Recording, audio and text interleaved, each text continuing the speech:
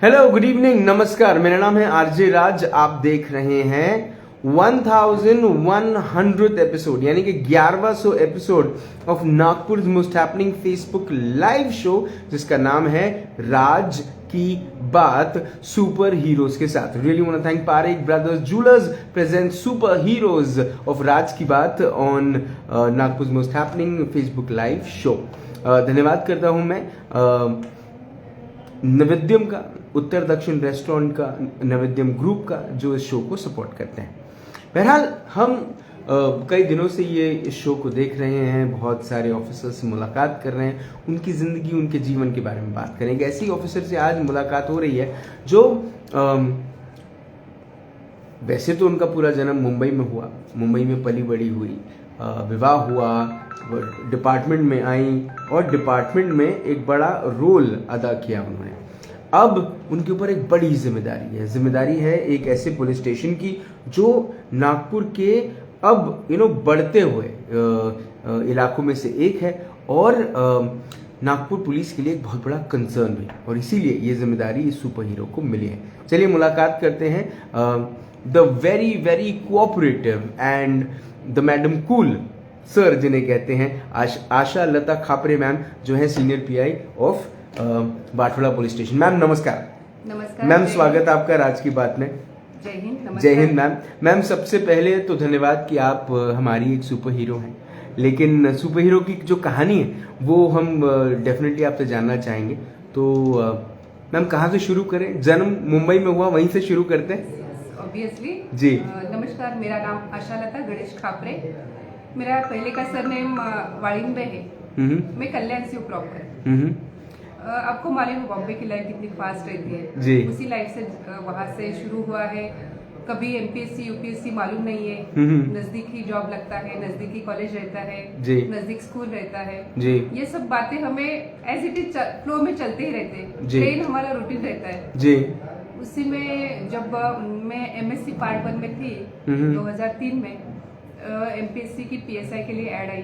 PSI क्या रहता है as a police sub inspector, वो भी हम लोग को मालूम नहीं रहता है, क्योंकि इजी जॉब वहाँ पे इजी जॉब का जो ट्रेंड है वो कहाँ पर भी नहीं जैसे बॉम्बे में है। फिर भी सब लोग पढ़ाई कर रहे थे, इसलिए पढ़ाई किया, फर्स्ट अटेम्प्ट में पास हो गए।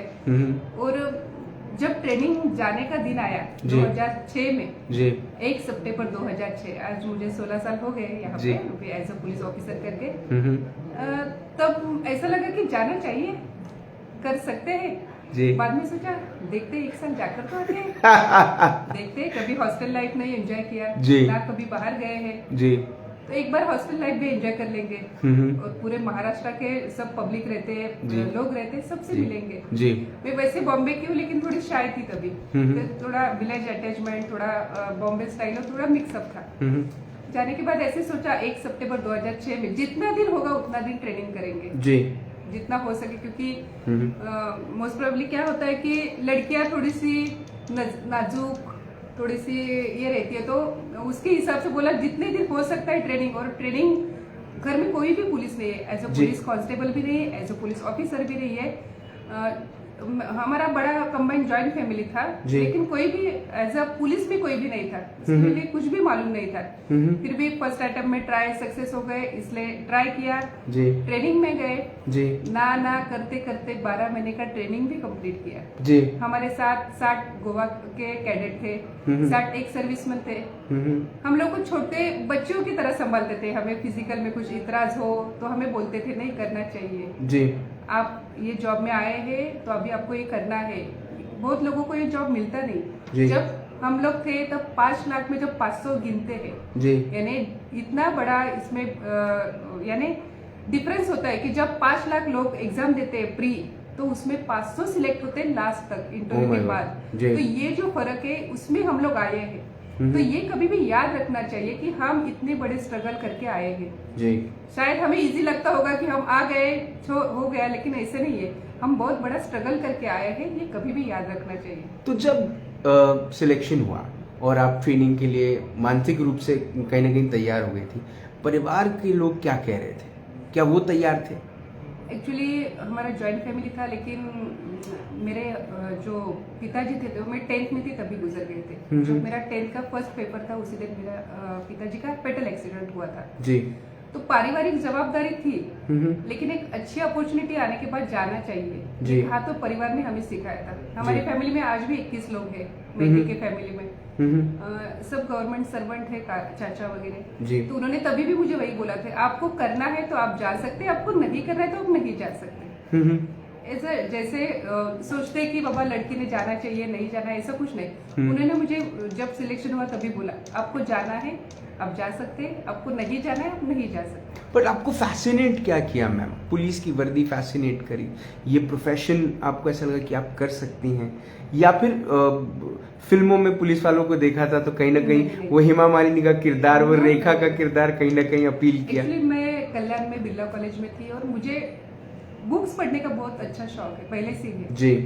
11th 12th FY जी, लाइब्रेरी में घंटों बैठ के मैं अलग अलग बुक्स पढ़ती थी।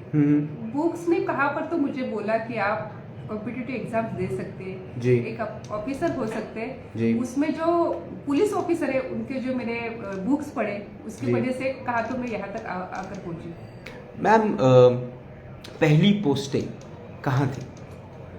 मेरा पहला पोस्टिंग था जहाँ पे मेरा कॉलेज था वहीं पे था। अच्छा यानी मैं रूपारेल कॉलेज में थी MSc के लिए जी, और वहाँ पे उसके नजदीक ही मेरा दादर फर्स्ट पोस्टिंग है, दादर पुलिस स्टेशन जी। पुलिस स्टेशन दादर स्टेशन से बहुत नजदीक था, मेरे कॉलेज से नजदीक था। जैसे हम लोग रोज कॉलेज जाते थे वैसे ही ड्यूटी पे जाते थे, ऐसा पहले लगता था जी। लेकिन बाद में बराबर एज अ पुलिस ऑफिसर जी उसमें बराबर कन्वर्शन होता गया और 4 साल मैंने दादर पुलिस स्टेशन किया, बहुत अच्छी तरह से किया। मैंने 2007 से 2011 तक दादर पुलिस स्टेशन में काम किया जी।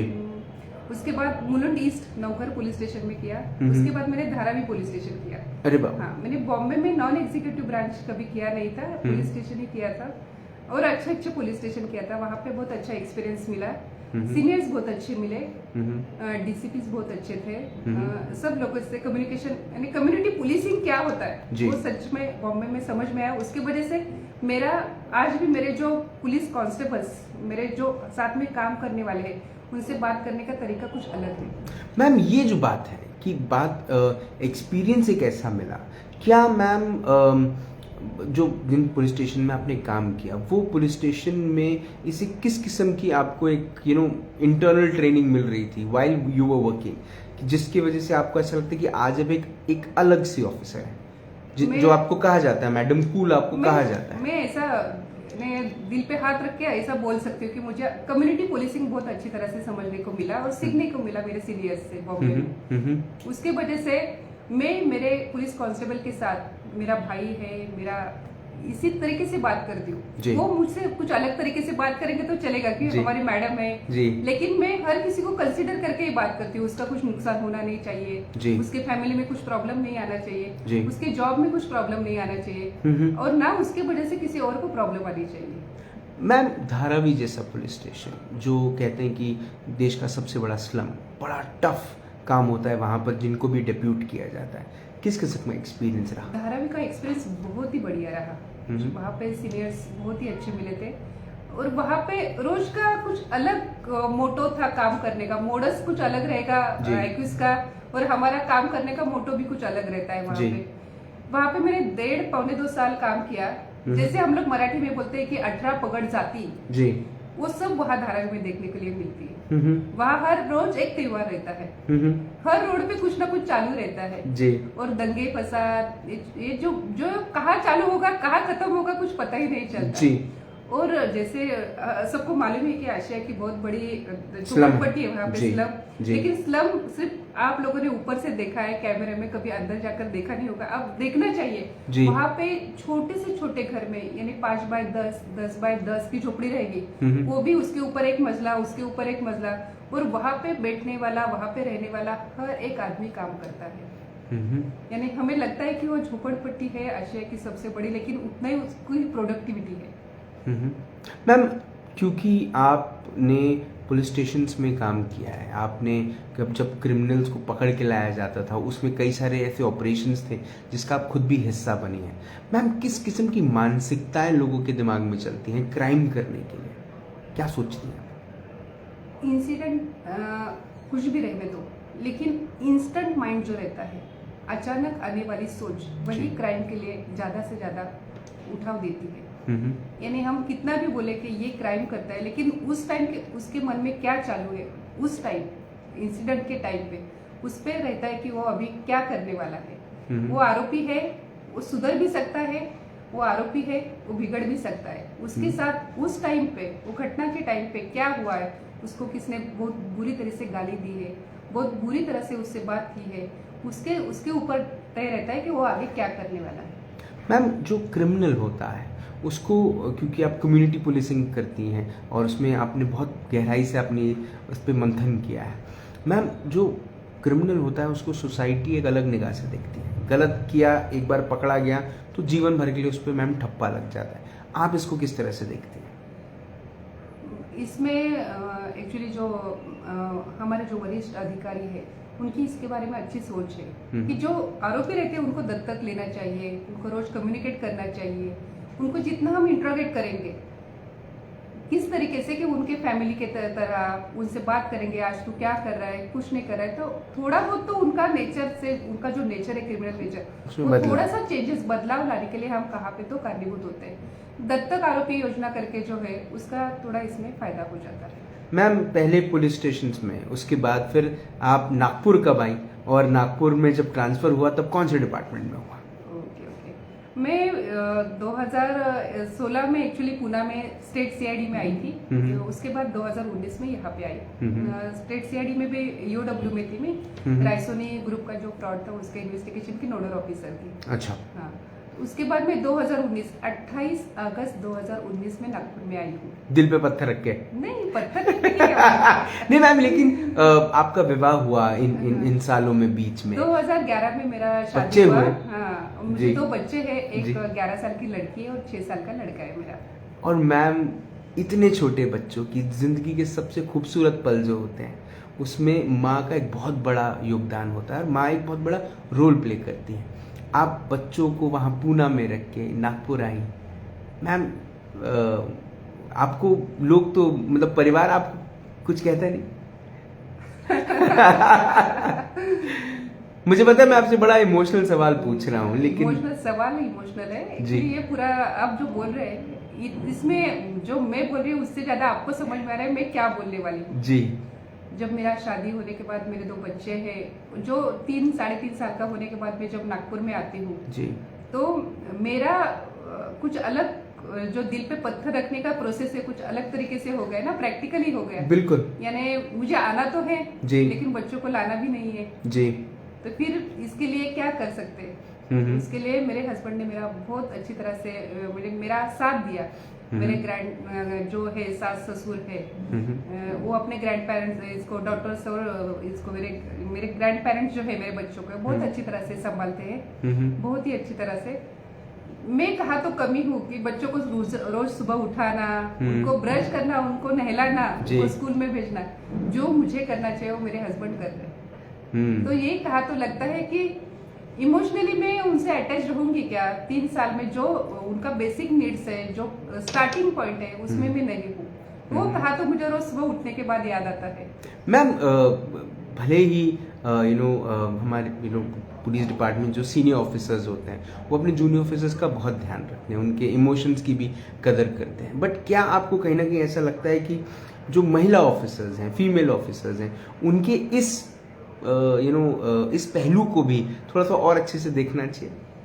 नहीं, एक्चुअली देखा जाता है। अच्छा। लेकिन उसको और अच्छी तरह से देखने के लिए जाएंगे तो उसका गैर फायदा ज्यादा लोग एज ए लेडी मैंने बोला नहीं कि मुझे पुलिस डिपार्टमेंट में जाना है, बोला है, मैंने खुद ने बोला है तो मुझे जाना है जी। तो मैंने जितना मुझे चाहिए उतना ही सहूलियत लेना चाहिए। मेरा मेल साथीदार जितना ही लेता है, मेल ऑफिसर जितना ही लेता है, उससे ज्यादा कंसिडर नहीं करना चाहिए। क्या होता है, सहूलत देने के लिए रेडी हो जाने के बाद लोग ज्यादा सहूलत लेते हैं जी। म्हणजे मराठीत म्हणायचं म्हणजे मग जास्त फायदा घेतला जातो. जी जी बिल्कुल. म्हणून मी लेडी ऑफिसर म्हणून तुमच्याशी बोलत नाही. मैम नागपुर जब आई तब कौन से डिपार्टमेंट में कार्यरत हुई मैम? मैं जब नागपुर में आई 2019 में, मेरा ट्रैफिक में एक्चुअली मेरा ट्रांसफर ट्रैफिक में हुआ, फर्स्ट ट्रांसफर जी. मैं ट्रैफिक डीसीपी ऑफिस में थी एक 7-8 महीने वहाँ पे. जी. चलान कोर्ट से ये सब मॉनिटरिंग मेरे पास था. जी. बहुत पंडित सर थे डीसीपी, उसके जी. बाद साई सर थे, उसके जी. बाद अवार्ड सर थे. जी. बहुत अच्छा कार्यकाल बहुत ही अच्छा गया एज अ ऑफिसर करके. मैं अभी भी आपको बोल रही हूँ एज अ लेडी ऑफिसर नहीं, एज अ ऑफिसर करके बहुत ही अच्छा वहाँ का मेरा जो कालावधि है, जो पीरियड है, बहुत ही अच्छी तरह से गया. मैंने सक्करदरा ट्रैफिक जोन में एक 9 महीना as a incharge Sakkardara traffic zone में किया. जी. नागपुर में शायद उससे पहले लेडी ऑफिसर नहीं थी, कभी नहीं रही. जी. तो मुझे एक अच्छी अपॉर्चुनिटी दी है सीनियर सीपी सर ने. मैंने अच्छी तरह से वहाँ पे किया काम. कोविड के टाइम में हम लोगों ने जो अपॉर्चुनिटी है एज अ पुलिस ऑफिसर करके जी. बहुत अच्छी तरह से निभाई है, ऐसा हमें लगता है. चाहे वो रोड पे खड़ा रहने हो, या किसी को अन्नदान करना हो, या किसी की मदद करनी हो, किसी को हॉस्पिटलाइज करना हो, जी. ये सब काम पुलिस विभाग ने कोरोना में बहुत अच्छी तरह से किया. और वो मुझे नागपुर में सब देखना पड़ा, बिल्कुल देखना मिला. जी. मेरे बच्चे वहाँ पे, शायद मुझे यहाँ पे कोरोना होता है, क्या होता है, उनसे कम्युनिकेट नहीं कर सकती, जा नहीं सकती, लेकिन फिर भी ये सब स्टेजेस पर आप ज्यादा ध्यान दे रही थी खुद का उस समय ध्यान जैसे हो सके. अभी पुलिस देखे, आपने भी देखा होगा कि जिनका ज्यादा एज था उनको कितने प्रॉब्लम्स आए, क्या क्या हुआ.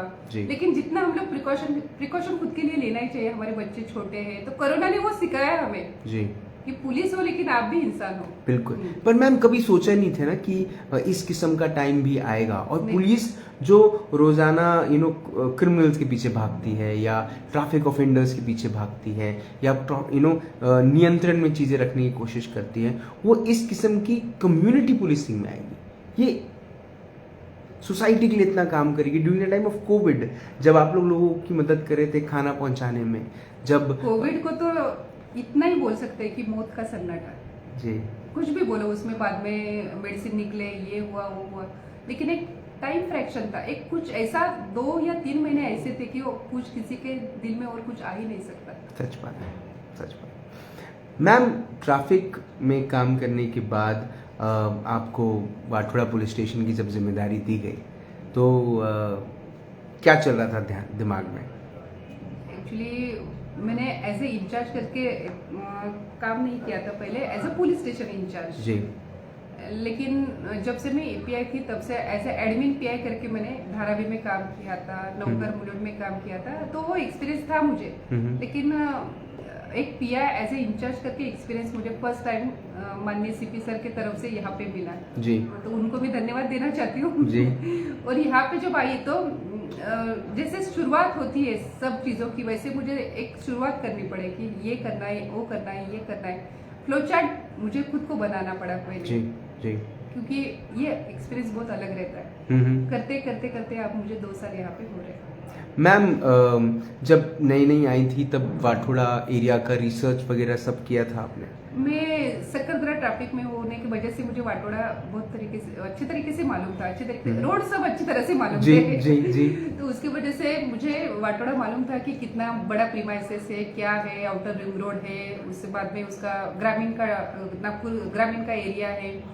तो मुझे समझने में थोड़ा कम वक्त में जल्दी समझ में आएगा. अभी वाठोड़ा में 2 लाख से ज्यादा पब्लिक है. वाठोड़ा का इशू ऐसा है कि ये आउटर साइड है, यानी जो लोग अभी डेवलप नए घर ले रहे हैं, न्यूली आ रहे हैं, किराए से रहने के लिए आने वाले हो, काम करने के लिए सिटी में, वो सब अभी ऐसे एरिया में रहते हैं, वाठोड़ा, हुड़केश्वर, बेलतरोड़. इसलिए हमारा न्यूली डेवलप एरिया है, उसके वजह से हमारा क्राइम कुछ अलग तरीके का है. हमारे यहाँ पे व्हीकल चोरी होगी, उसके लिए सीसीटीवी फुटेज अवेलेबल नहीं रहेगा. हमारे यहाँ पे घर फोड़ी होगी तो हमें मैपिंग के लिए सीसीटीवी फुटेज मिलता ही नहीं, क्योंकि सब आउटर में, आउटसाइड में, लेआउट में 1-2 घर एक लेआउट में. और वाठोड़ा में सबसे, वाठोड़ा, बेलतरोड़ी, हुड़केश्वर, इसमें जो जमीन फ्रॉड के केसेस है वो अभी तो थोड़े कम है, आगे तो मुझे लगता है ज्यादा बढ़ते जाएंगे. अरे वाह. क्योंकि वैसे लेआउट्स वगैरह यहाँ पे ऐसे नजर आते हैं कि अभी लेआउट्स हो रहे हैं, तो एक लेआउट में एक जगह 2 लोगों को बेचना, इस तरह के फ्रॉड यहाँ पे ज्यादा हो सकते हैं आगे. मैम जब पब्लिक से आप मिलती हैं, क्या लगता है आपको कि पब्लिक कहाँ कम अवेयर है जो होनी चाहिए? मेरा यहाँ का 2 साल का एक्सपीरियंस ऐसा बोलते हैं, 2 साल अभी तक हुए नहीं जी। जो 1.5 साल से ज्यादा जी। तो मेरा यहाँ का एक्सपीरियंस है कि मैं ज्यादा से ज्यादा लोगों को मेरा फोन नंबर दिया है मैंने। जी। मुझे कितने भी बजे फोन किया तो भी कुछ प्रॉब्लम नहीं है। जी। तो लोग फोन करते, कुछ भी रहे तो फोन करते। ये मेरा अवेयरनेस का फर्स्ट स्टेप था कि लोगों को एज अ पुलिस में जितना जल्दी नजदीक जा सकूं। जी। लेकिन ये अवेयरनेस मुझे सिर्फ बॉडी ऑफेंस के लिए ही उसका मदद होता है, मेरे फोन नंबर का, ऐसा मुझे लग रहा है। जी। और या फिर अवैध धंधे के बारे में है, उसके लिए मेरा फोन नंबर पब्लिक को जो दिया है उसके लिए यूज होता है। जी। लेकिन साइबर अवेयरनेस बहुत जरूरी है। जी। सबसे जरूरी आज है कि साइबर अवेयरनेस है और चाइल्ड बच्चों को अवेयरनेस देना बहुत जरूरी है। इंस्टाग्राम, फेसबुक हम सब यूज करते हैं, जितना चाहिए उतना ही यूज करना चाहिए। जिसकी जरूरत नहीं उसने यूज नहीं करना चाहिए। जी। मैं भी इंस्टाग्राम यूज नहीं करती, उसका रीजन ऐसा नहीं है जी। लेकिन फिर भी जब करेंगे, हमें जब वो समझ में आएगा तभी हम दूसरे को समझा सकेंगे। बराबर। तो हमारा यही यहाँ पे मोटो रहता है कि जो अभी स्लम है, मेरे पास 6 स्लम है जो बड़े पैगामे में थोड़े हैं, तो बड़े स्लम ऐसे 6 है। जी। तो मेरा वहाँ पे वही प्रयास रहता है कि लड़कियां भाग नहीं जानी चाहिए, उसके बारे में थोड़ा अवेयरनेस होना चाहिए। हमारे जॉइंट सीपी मैडम ने उसके लिए अच्छा प्रोजेक्ट दिया है, पुलिस दीदी करके, उसका हम लोग ज्यादा से ज्यादा यूज करते हैं। उसके बाद स्लम में छोटे मोटे झगड़े की वजह से बड़े हादसे होते हैं। जी। यानी रिकॉर्ड पे है कि नहीं वो बाद में की बात है, लेकिन एक छोटे छोटे कारण से जल्दी से बड़ा हादसा ना हो, इसके लिए हम लोग ज्यादा अवेयरनेस रखते हैं। इसके लिए हम लोग मोहल्ला मीटिंग्स वगैरह लेते हैं। मैम, लड़कियों को या महिलाओं को किस किस्म की जागरूकता रखनी चाहिए?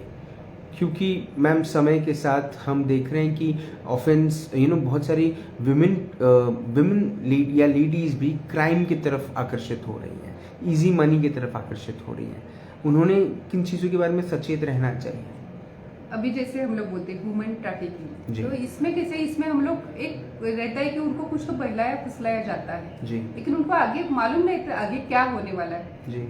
ये हो गया उनको बारे में होने वाला क्राइम, लेकिन उनके तरफ से होने वाला क्राइम जो है कि वो किसी के पैर में फंस जाती है, घर से गहने चुरा के लेकर जाती है जी। बैंक का अकाउंट उसका खाली करवा देती है। उनको मालूम नहीं रहता है कि आगे जाकर क्या होने वाला है। ये चीजें खत्म होने के बाद वो रास्ते पे ही आने वाले हैं जी।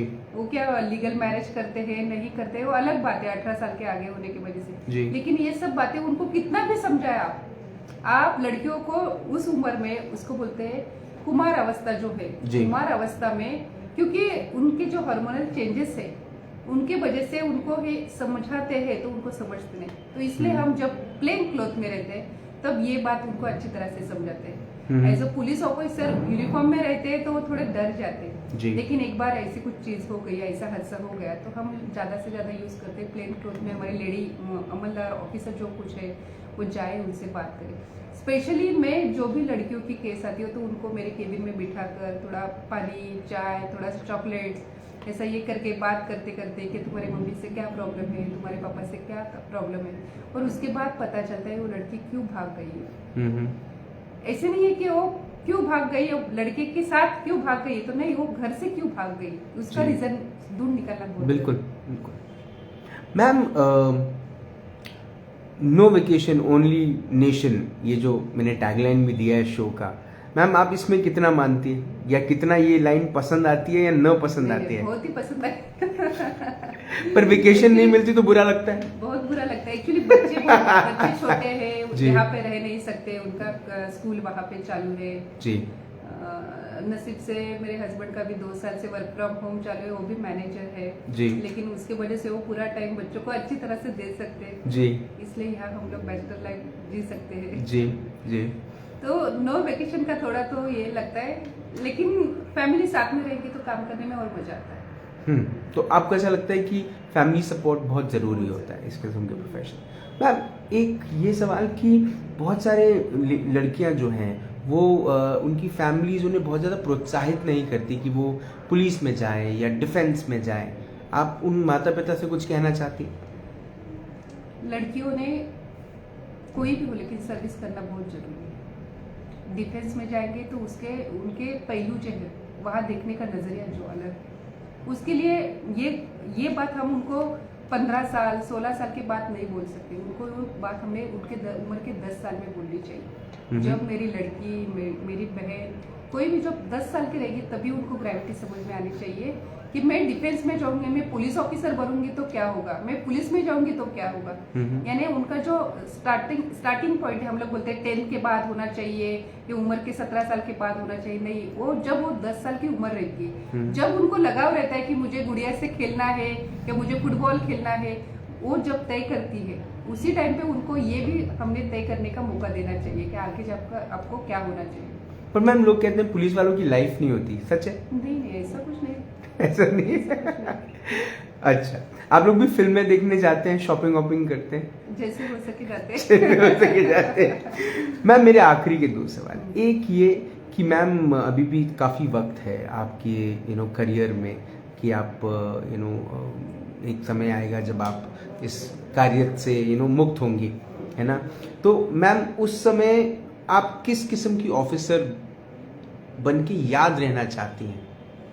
मेरा जब मैं पुलिस खाते में आई 2006 में और मैं 2039 में 39 में रिटायर होने वाली और 17 साल बाकी है जी, तो मेरा यही प्रयास रहेगा, जो मुझे पहले दिन से जानने वाला पुलिस कांस्टेबल हो या आदमी हो, लास्ट तक मुझे कम्युनिकेट करे। आज भी मेरे पहले पुलिस स्टेशन में जो रहने वाले लोग हैं, जो मुझसे बात करते थे, आज भी मुझसे बात करते हैं, ये मेरे लिए गर्व की बात है।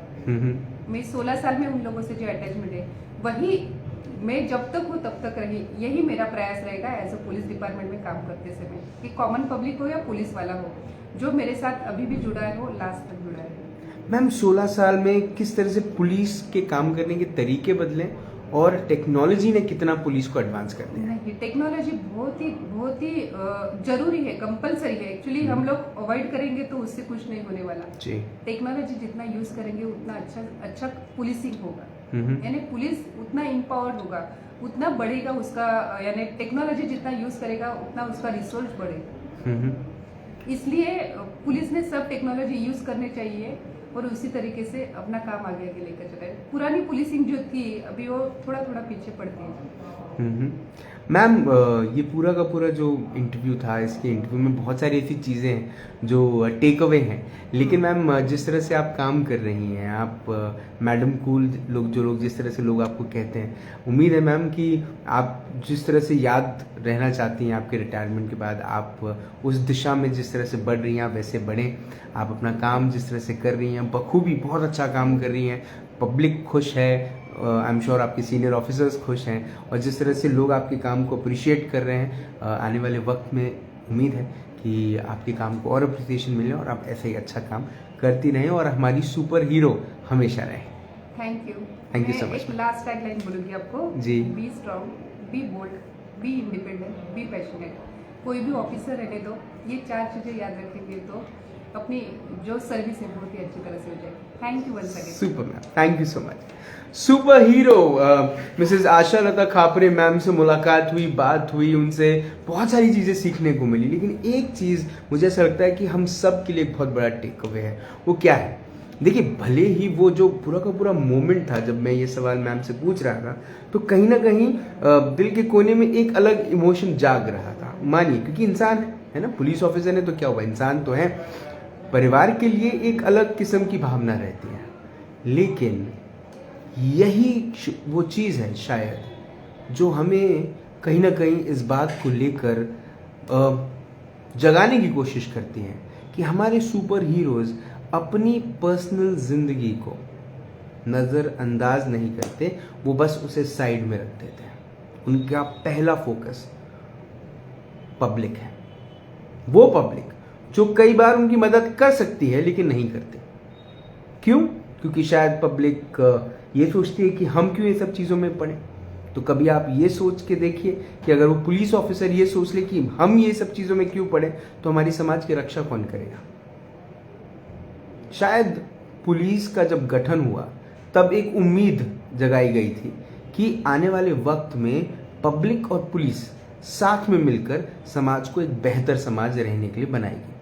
पर अब हमने सिर्फ पुलिस पे सब कुछ छोड़ दिया, हमारे सुपर हीरोज़ पे छोड़ दिया कि आप ही सब कुछ करेंगे, हम तो भाई कुछ नहीं करेंगे। समय है जागने का, समय है अपने आजू बाजू एक जागरूकता पैदा करने का।